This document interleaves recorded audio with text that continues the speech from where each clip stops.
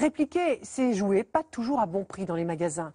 C'est le pari de l'imprimante 3D, une révolution qui s'invite déjà dans certains foyers en France. Pour quelques centaines d'euros, il est désormais possible d'acquérir l'une de ces imprimantes. Ces machines sont capables du meilleur. La semaine dernière, le cœur d'un bébé a été sauvé aux États-Unis par une imprimante 3D, mais aussi peut-être du pire. Regardez le reportage de Sylvain Pierrot et Romain Pellery.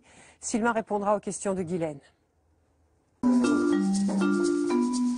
Depuis un an, Pascal et Delphine vivent avec une petite usine cachée dans leur salon.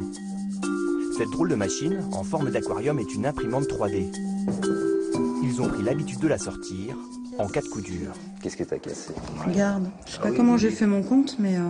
Ah, tu vois, regarde, c'est une toute petite pièce. Plus besoin de passer tout son week-end dans les magasins de bricolage. Pascal peut remplacer cette pièce de plastique sans sortir de chez lui. Première étape, trouver le plan de l'objet en 3 dimensions sur un site internet spécialisé.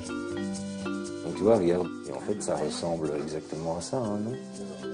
Télécharger ce fichier informatique est gratuit et ne prend que quelques secondes.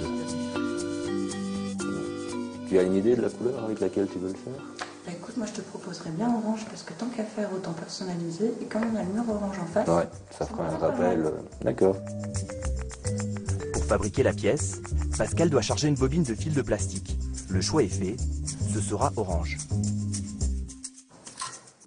Ce filament qui est relativement solide va être chauffé à 230 degrés et en fait ça va ressortir par la petite tête ici en dessous sous forme plus liquide. Une fois que notre pièce est bien positionnée sur le plateau, il nous suffit de cliquer sur le bouton pour construire la pièce. L'imprimante va alors reproduire la pièce de plastique, couche après couche. L'objet se construit sous les yeux du couple qui ne se lasse pas du spectacle. On se sent un peu toujours une âme d'enfant quand on regarde ça. Imaginez l'année passée, les premiers objets qui sont sortis. Pendant 3 heures, on était devant la machine, occupé à regarder la pièce s'imprimer, quoi. Pascal et Delphine n'en sont pas à leur coup d'essai. Donc je vous emmène dans la salle de bain. C'est tout leur appartement qui a été envahi d'objets imprimés à la maison. J'ai commencé ici avec une petite fourche qui me permet d'accrocher mon sèche-cheveux. Comme ça, mon sèche-cheveux ne traîne pas n'importe où dans la salle de bain. Ici, je me suis imprimé un petit pot pour ranger tout mon cosmétique. Très pratique. Et on avait cassé un anneau de rideau de douche. Donc voilà, on en a remplacé un, imprimé en 3D. Ensuite, je peux vous ramener ici. Donc comme je fais de la couture, un petit objet pratique. Des boîtes à couture, des gadgets pour décorer leur intérieur, ou même des cadeaux pour la famille et les amis. Là, en l'espace d'une année, vous en avez fait combien d'objets à peu près? Honnêtement, je ne les ai pas comptés, mais une bonne 60aine pour sûr, je pense. Dans le salon, la machine continue d'imprimer la pièce de plastique. Si tout se passe bien, elle sera prête dans une dizaine de minutes. Ces imprimantes 3D sont de moins en moins réservées aux seuls fans de nouvelles technologies. Demain, cela pourrait être vous et moi, car l'imprimante 3D s'apprête à déferler dans nos vies. Cette année, 100 000 machines seront vendues dans le monde, un marché à 1 milliard d'euros qui devrait tripler dans les 5 ans. Une révolution technologique menée par une poignée de start-up indépendantes américaines et aussi françaises. Dans quelle mesure l'impression 3D va-t-elle transformer nos vies? Comment les industriels vont-ils s'adapter à ce nouveau marché? Et quelles sont les conséquences du fait de pouvoir tout imprimer, le meilleur comme le pire?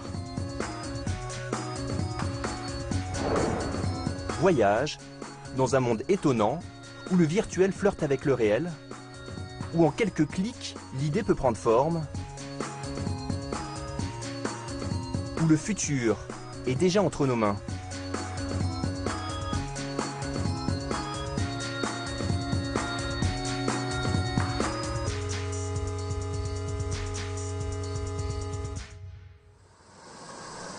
Retour à Thionville. Dans le salon de Pascal, c'est le moment de vérité. Bon, t'as vu, c'est fini. Yes. On va pouvoir décoller ça. Hop. Pascal semble satisfait du résultat. Oh, c'est pas mal, hein. Grâce à son imprimante 3D, il a le sentiment de s'être inventé une nouvelle manière de consommer. Le gain, principalement, que moi je vois, c'est déjà pour retrouver cette pièce-ci dans le commerce, il faut déjà y arriver. Voilà, je vois pas trop l'intérêt non plus d'aller racheter tout un boîtier complet pour descendre les volets. Mais voilà, La pièce est neuve, il n'y a plus qu'à aller la poser. Pour cette pièce de 2 grammes, l'impression ne lui aura coûté que quelques centimes de matière plastique. Ah bah nickel, parfait. Parfait. À peine la première pièce du jour imprimée, le couple est déjà reparti pour concevoir d'autres objets, comme ce filtre pour leur évier. Jour et nuit, leur nouveau joujou tourne en permanence. C'est jamais vraiment terminé, on a une liste qui s'allonge de jour en jour. On a beau en barrer un, il y en a 10 qui suivent. Mais bon, on va s'y mettre. Hein. On y va. Allez, viens. Pascal et Delphine ont payé leur imprimante 2 700 €. C'est beaucoup d'argent, mais il y a encore 2 ans, acheter un modèle aux performances équivalentes coûtait 3 fois plus cher. À l'époque, ces machines étaient réservées à un usage professionnel, mais plus maintenant. Jamais ces machines et le grand public n'ont donc été aussi proches. Pour beaucoup, cette évolution technologique est une chance. D'autres, en revanche, s'en méfient. Avec ces milliers de fichiers pré-imprimés que l'on trouve facilement sur Internet, elle ouvre le champ à la copie illégale et illimitée. Démonstration avec un des Français qui connaît le mieux ces machines. Bonjour, Marc Foll gère un site d'actualité sur l'impression 3D. vous installez, c'est ici que se trouve ma mini-fabrique avec tout le matériel d'impression. En quelques clics, un constat s'impose. Imprimer des figurines en plastique est un jeu d'enfant, tant les sites spécialisés tiennent du catalogue du Père Noël. Alors vous avez des sites spécialisés pour le téléchargement de fichiers. Alors, on va aller dans l'univers par exemple de Star Wars, pourquoi pas chercher Yoda. Et là on voit qu'il y a plusieurs fichiers directement téléchargeables et ces fichiers, vous allez pouvoir les imprimer directement chez vous. Nous téléchargeons le fichier 3D de la célèbre fusée de Tintin, à la fois jouet pour les enfants et objet de déco pour les plus grands. Et 5 heures plus tard, magie de l'impression, elle apparaît sous nos yeux. Nous avons ici la fusée qui est donc finalisée. Là elle est un peu grossière et là donc on va enlever ces éléments de support petit à petit pour laisser apparaître en dessous la fusée complètement finalisée. Alors là il y a un côté quand même magique parce qu'on découvre l'objet qu'on a créé chez soi, un peu comme un œuf surprise où à l'intérieur on va trouver son cadeau. Ne reste qu'un coup de peinture. Les prochains modèles imprimeront directement en couleur. Coût de revient de cette fusée imprimée à la maison, à peine 3 €, le prix de la matière première. Dans le commerce, la fusée officielle avoisine les 45 €. Et Marc Foll aurait pu faire encore mieux. Alors nous avons ici un modèle que nous avons imprimé en plus grand et pour ce faire, nous l'avons imprimé par étage que l'on reconstruit afin de l'avoir en beaucoup plus grand. Et on aurait pu la faire encore plus grande ou plus petite ou avec des couleurs différentes car l'impression 3D nous permet de personnaliser complètement cette fusée. Qu'en pensent les propriétaires de la marque Tintin? Direction donc Bruxelles. Et ici, on ne rigole pas avec ce monument national. Chaque année, il s'écoule plus d'1 million d'albums dans près de 64 langues et des milliers d'objets dérivés, dont la fameuse fusée. Moulinsart, la société en charge de l'exploitation des droits de Tintin, nous reçoit dans ses ateliers. Bonjour, bienvenue dans l'univers 3D de Moulinsart. Donc voilà, Tintin au Congo, Tintin en Amérique, l'étoile mystérieuse. La fusée, c'est vraiment une icône. C'est l'aventure, c'est la découverte, plein de choses. Donc c'est le rêve aussi. Alors dans ces ateliers où sont conçues les figurines originales, se sent-on menacé? On n'a pas de crainte. Les gens qui créeraient un personnage comme ceci sur les imprimantes 3D, ils n'atteindront jamais la qualité qu'on atteint. Je voulais vous montrer quelque chose qu'on a fait nous, juste pour que vous me donniez un peu votre opinion sur je vous laisse la prendre. Donc ça c'est une fusée qu'on a imprimée assez facilement et qu'on a peinte après. Oui. Je peux sourire. Ça c'est aussi naïf que les Tintins qu'on vend sur les marchés africains, qui sont des Tintins taillés dans un bloc de bois avec Tintin qui porte Milou dans ses bras. Enfin, donc c'est très rigolo. C'est aussi rigolo qu'un objet africain. Nos spécialistes de Tintin ne semblent pas impressionnés. Nous montrons le deuxième modèle imprimé. Alors j'en ai une autre à vous montrer. C'était une autre manière de faire avec différentes couches, qui est un peu plus grande, qu'on n'a pas encore collée. Hein. Et c'est juste aussi pour avoir votre... Là, ça commence à nous intéresser. On est d'accord. Quoi? La personne qui a créé ce découpage, c'est un designer industriel ou c'est un amateur? Ça, on ne sait pas. Nous, on a trouvé le fichier sur Internet. Oui. C'est évident que cette fusée, dans ces bonnes proportions et avec cette méthode de montage, c'est un très beau boulot. Et un danger pour vous? On constate. Donc voilà. Devant notre caméra, ces responsables n'en diront pas plus. Feront-ils bientôt la chasse à ces internautes qui s'échangent les plans de leurs figurines? Mystère. Mais au fait, comment ces milliers de fichiers sont-ils créés? Pour le comprendre, nous retournons chez Marc Foll, notre expert en imprimante 3D. En réalité, il suffit juste de s'équiper d'un scanner 3D. Un objet fascinant. Celui-ci est grand public, il ne coûte que 500 €. Nous faisons le test avec un Playmobil. Donc on met notre Playmobil de face et on va lancer le scanner et vous allez voir le laser parcourir le Playmobil. Le scanner agit alors comme une photocopie de l'objet, mais en 3 dimensions.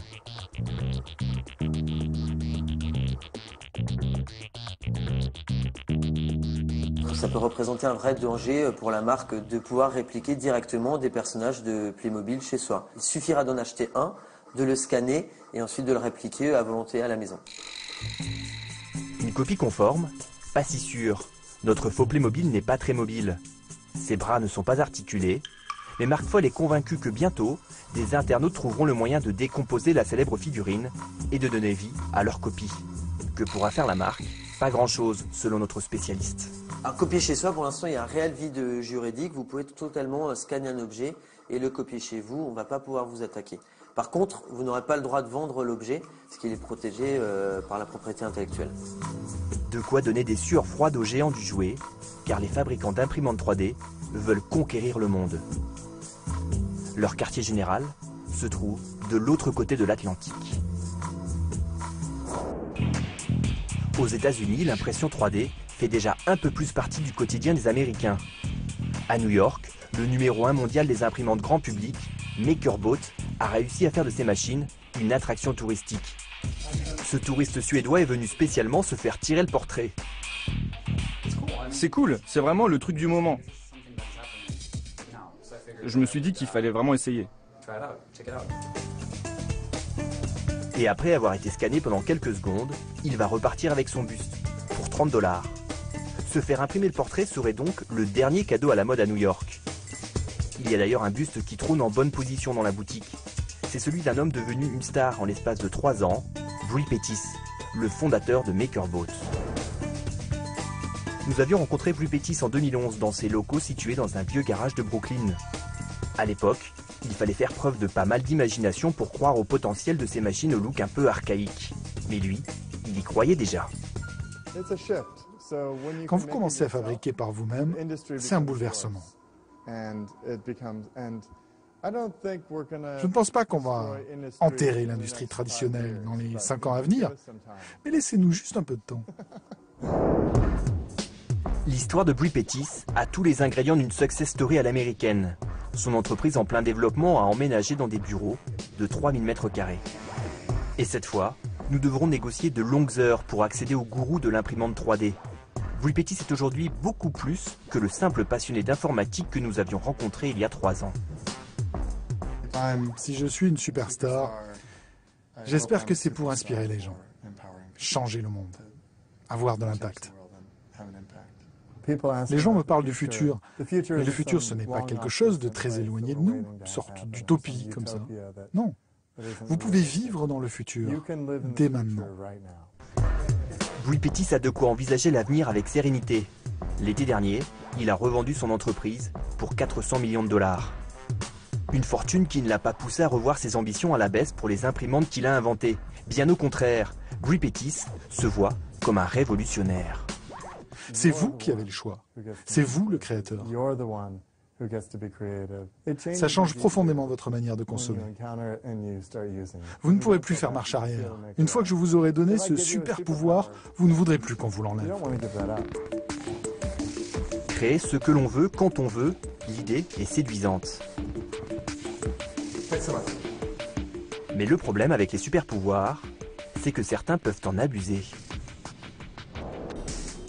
L'an passé, pour la première fois, une arme à feu 100% en plastique a été imprimée.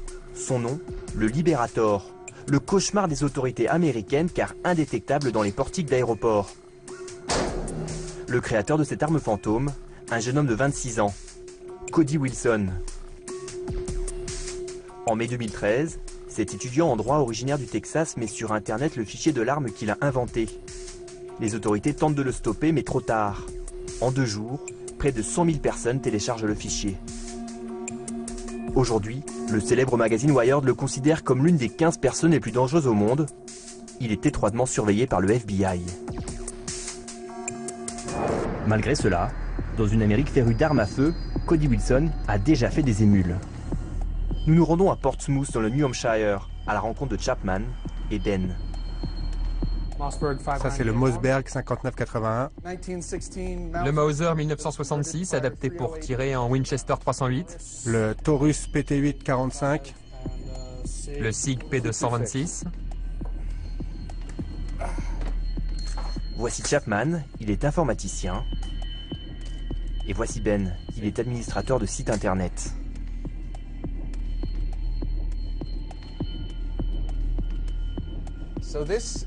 C'est mon quartier général ici, avec mes 2 ordinateurs les plus puissants.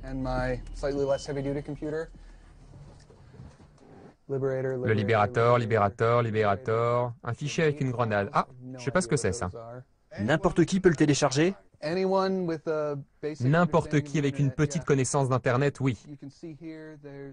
On peut voir ici la poignée, le percuteur, la gâchette, le barillet. Il n'y a pas de manuel de montage. J'ai dû deviner, mais en fait, c'est très simple. Chapman avait lancé l'impression du Liberator avant notre arrivée. Sur son imprimante, un peu artisanale, le processus a duré pas moins de 27 heures. Mais apparemment, ça a marché.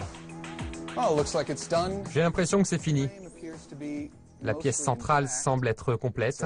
C'est une arme de calibre de 9 mm. Eh Ben, j'ai toutes les pièces du Liberator. Comme avec de simples Lego, il ne lui reste plus qu'à assembler les différentes pièces pour former une arme mortelle. J'ai toujours considéré les armes à feu comme des outils. Les outils n'ont pas d'intention. Ça n'incarne ni le bien ni le mal. Cela dépend de la façon dont on s'en sert. C'est ma philosophie.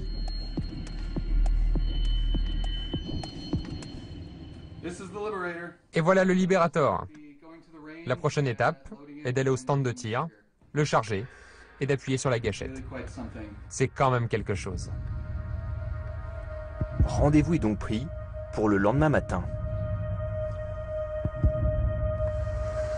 Mais à notre arrivée, Chapman nous a réservé une petite surprise. Voici la pièce centrale d'un fusil d'assaut AR-15. Je l'ai imprimé cette nuit. Si je l'avais acheté dans un magasin, cette pièce aurait eu un numéro de série et il m'aurait demandé mon casier judiciaire. C'est donc une pièce essentielle, la seule que contrôlent les autorités américaines. En l'imprimant lui-même, plus de numéro de série sur l'arme, il devient invisible aux yeux de l'administration. Pour assembler un fusil d'assaut entier, il suffit ensuite de commander les pièces complémentaires sur Internet, et pour cela, aucun permis n'est nécessaire. Quand on leur demande si cela ne va pas trop loin, les 2 amis ne voient pas vraiment le problème. Ça fait des années que certains fabriquent des armes en métal de façon clandestine. Alors les interdire parce que c'est sorti d'une imprimante 3D, c'est juste idiot. C'est une mauvaise façon de faire de la politique. C'est réactionnaire et rétrograde. Résultat, une arme de guerre, inconnue des autorités et complètement intraçable.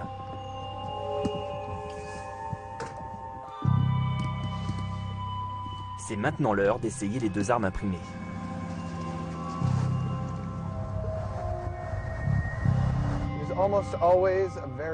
C'est toujours cool d'aller au stand de tir. Bien qu'étant un habitué des lieux, Chapman a pris ses précautions et choisi un stand de tir à l'écart de la foule pour ne pas trop attirer l'attention. Il commence avec le Liberator, la petite arme 100% en plastique.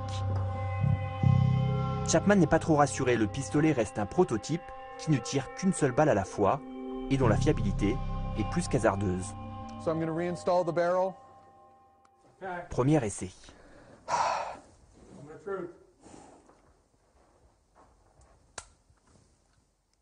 Oh, regarde ça, la gâchette est cassée. Ça ne devrait pas faire ça. Le mécanisme en plastique n'a pas tenu. La gâchette n'était pas assez enclenchée. C'est peut-être à cause du froid qui a rendu le plastique trop dur. Ouais, je crois que ça pourrait être ça. Le test se poursuit avec le fusil automatique.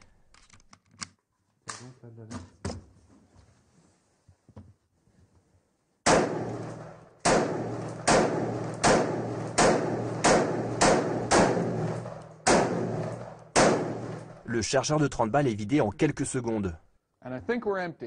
Je pense que le chargeur est vide. Je me sens bien maintenant. Je suis content de voir comment ça a marché.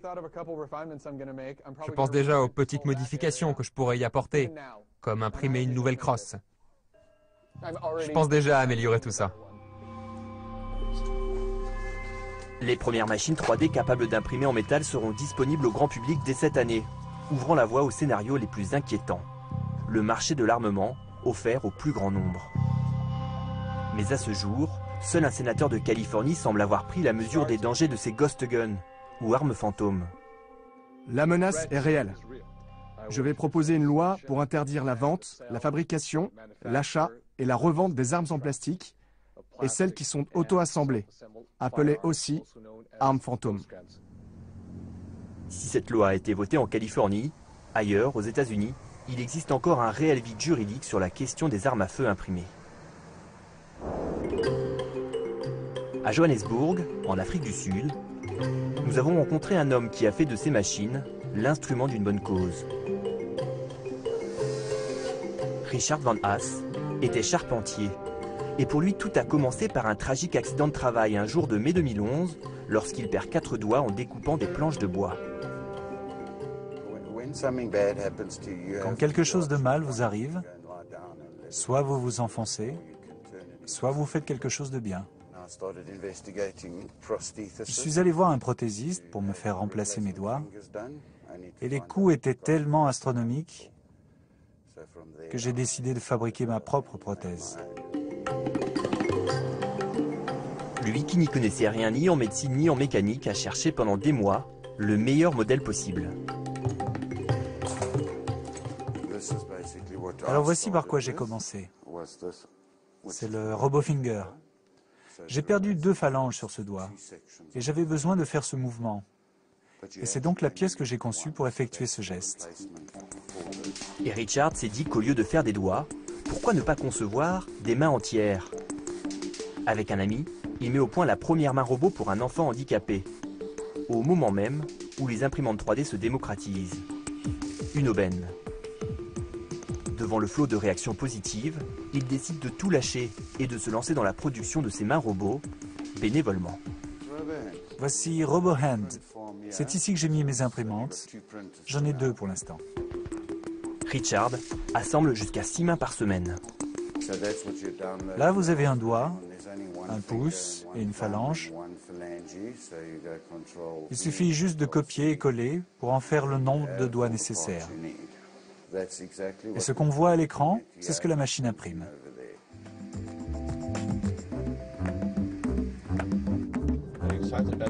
Pour la famille Miller, aujourd'hui est un grand jour. Hey, c'est oncle Richard.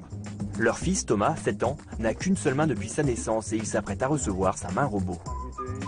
Ce qu'on va faire, c'est terminer la main de votre fils. Installer les dernières pièces de son bras, les fixer, et ça devrait être bon. Alors les amis, voici la nouvelle main. Waouh, elle est très jolie. Le principe de la main robot est très simple. 16 pièces de plastique imprimées, puis assemblées qui forment une prothèse entièrement articulée. Chaque fil conduit un doigt, et en repliant le coude, tous les doigts vont se fermer. Quand vous regardez, c'est juste hallucinant.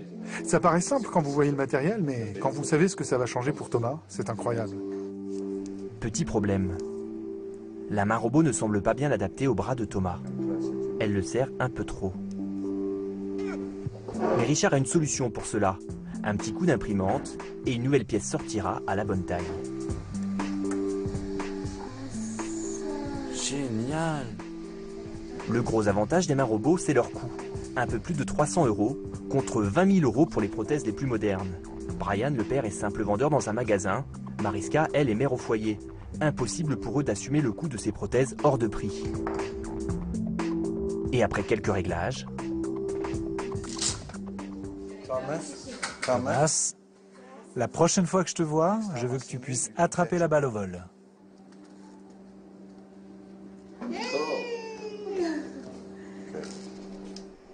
Et quand Richard n'accueille pas les familles sud-africaines, c'est du monde entier qu'il reçoit des commandes. Ça, c'est le tableau avec la photo des gens qui ont besoin de leurs mains. Plus de 400 familles sont aujourd'hui sur sa liste d'attente. Depuis qu'il a débuté cette aventure, Richard a imprimé près de 600 prothèses. Mais il a surtout mis en ligne gratuitement le fichier de sa main robot, permettant à n'importe qui dans le monde d'imprimer cette invention. Elle a déjà été téléchargée plus de 40 000 fois. Salut mon pote, profite de ta main. Pour Richard et ses parents, cette main, c'est l'espoir d'un avenir meilleur. Hey, c'est bien mon garçon. Attrape. Il a de nouvelles possibilités maintenant. Ce n'est plus un enfant avec une seule main. Il peut escalader les arbres, il peut nager, il peut faire du vélo. C'est un avenir radieux pour lui, il y a de l'espoir. C'est bien. Richard, lui, ne compte pas s'arrêter là. Aux dernières nouvelles, il envisage de se rendre en Syrie pour imprimer des prothèses de jambes en plastique pour les victimes de guerre. Sylvain, avec ce dernier exemple, on entrevoit la révolution de l'imprimante 3D dans le domaine de la prothèse. Alors, quels sont les secteurs de la médecine où son apport risque d'être très prometteur? Alors là, on a vu des prothèses, mais il y a également tout ce qu'on appelle les bio-imprimantes. Alors le principe, c'est le suivant. À la place des bobines de plastique qu'on a pu voir dans le film, là, ce sont des cellules souches embryonnaires qui seront placées à l'intérieur pour créer des structures organiques. Et aujourd'hui, on est seulement capable de pouvoir créer des tissus humains qui durent entre 20 et 30 jours.